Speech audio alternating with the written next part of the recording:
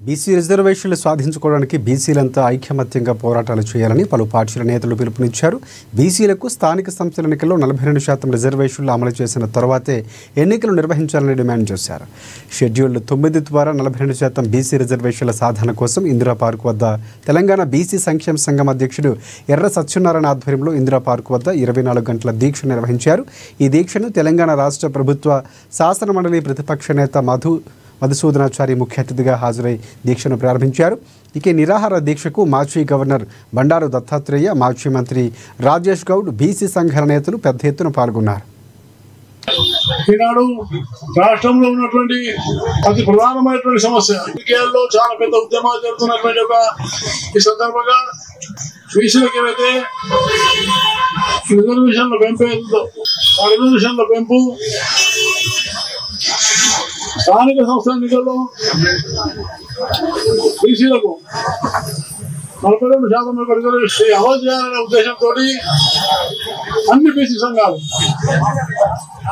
చాలా సంతోషం ఏంటంటే మన రాష్ట్రంలో ఉన్నటువంటి అన్ని బీసీ సంఘాలు ఇంకా చిన్న పిల్లవాని స్థాయిలోనే ఉండి ఇంకా బాల్య దశలోనే ఉన్నట్టుగా భావిస్తూ ఉద్యమాలు చేయటం వల్ల ఉప్పు లేదు. కాబట్టి నేపాల్ లాంటి ప్రాంతంలో ప్రజస్తే రోడ్ల మీదకి వస్తే ప్రభుత్వాలే కూలిపోయాయి, కోర్టులు, పార్లమెంటు భవన్, అదే విధంగా ప్రధాన మంత్రులే పారిపోయారు. మనం నిజంగటం లేదు, కానీ మన జనం మన దేశానికి స్వాతంత్రం రావడానికి కారణం జరిగినటువంటి చారిత్రాత్మకమైనటువంటి స్వాతంత్ర పోరాటం.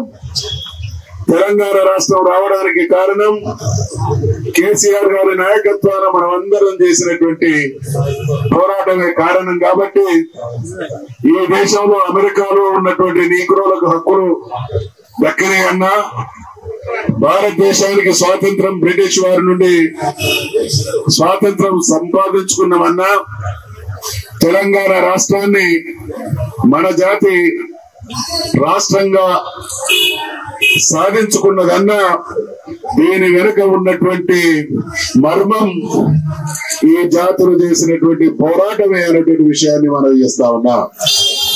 అందుకని